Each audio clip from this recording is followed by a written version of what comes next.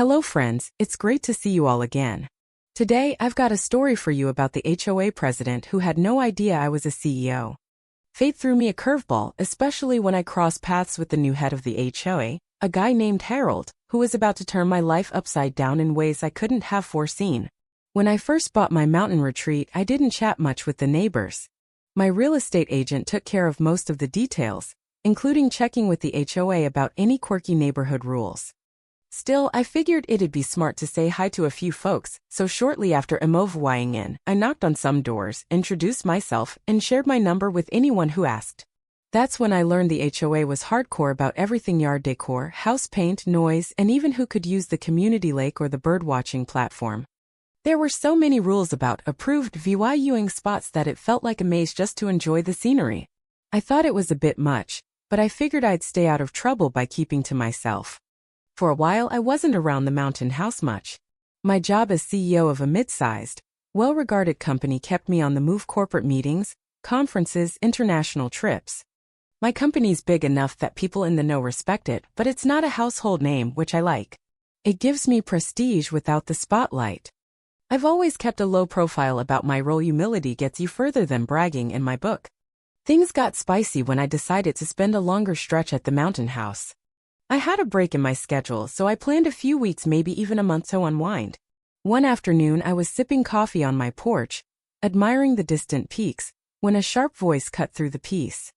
It was Harold, the HOA president, standing by my mailbox in a logoed polo shirt, clipboard in hand. He was in his mid-50s, stocky, with a glare that screamed, "I've been bossing people around forever."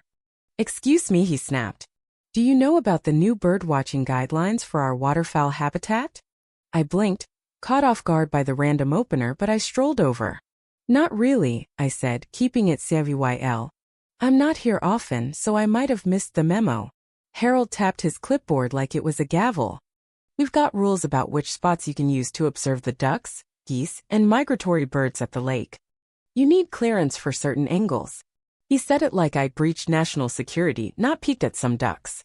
My place sits on a small hill, and from the backyard, you can glimpse the lake through thick trees. Not a great view, but good enough to spot birds sometimes. "I usually just watch from my porch if I see anything," I said, still puzzled. "Why would that need permission?" Harold huffed. "It's a shared ecosystem. We can't have people messing with the birds' breeding cycles. Some spots are for HOA members in good standing only, and I decide who qualifies. Since you've skipped our meetings, I don't know if you're up to speed." Right then, I clocked Harold as a guy who lived for his little kingdom. He cared more about flexing power than building community. I wasn't about to pick a fight, so I said, "Okay, I'll try to make the next meeting and get the rundown.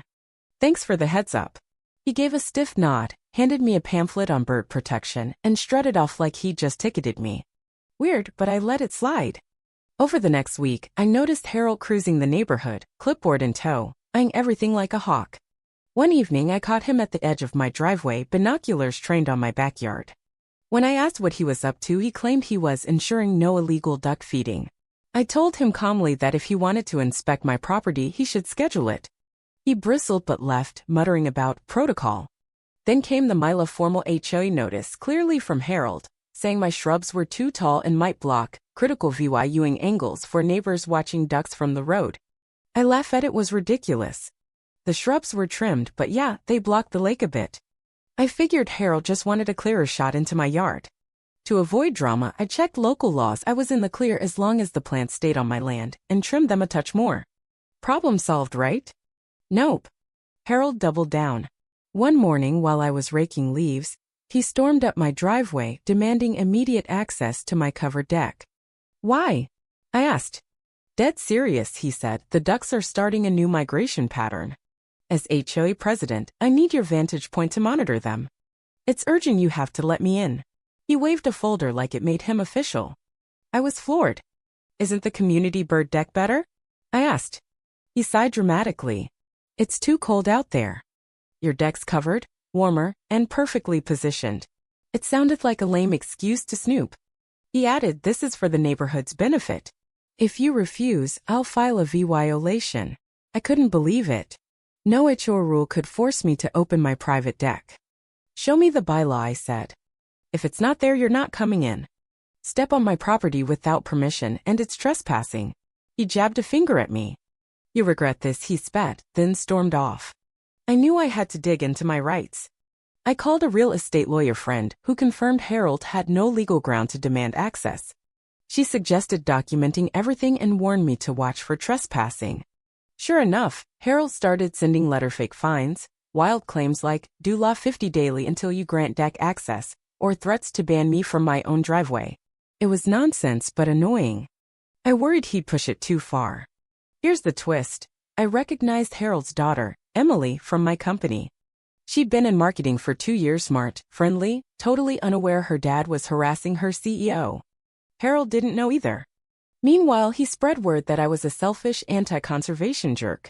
Some neighbors tipped me off about his schemes, like a meeting where he plotted to pressure me. Others were fed up with his control freak ways but stayed quiet out of fear. I'd had enough.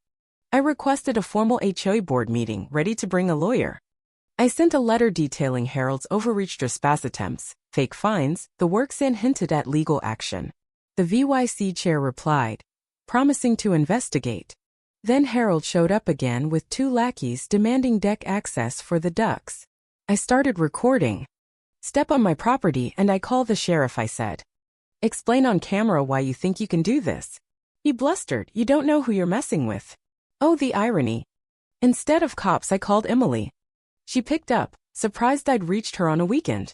Emily, it's your CEO. I've got a personal issue with someone you know, can we talk? She agreed. I stepped outside, phone on speaker, and said, Harold, someone wants to talk to you. He grabbed it, suspicious, until Emily's voice hit. Dad? What's going on? She explained I was her boss and his jaw hit the floor. I thanked her, ended the call, and said, this stops now. Harold's face went crimson. He muttered, this changes nothing, but his shaky voice said otherwise. He and his crew slunk off.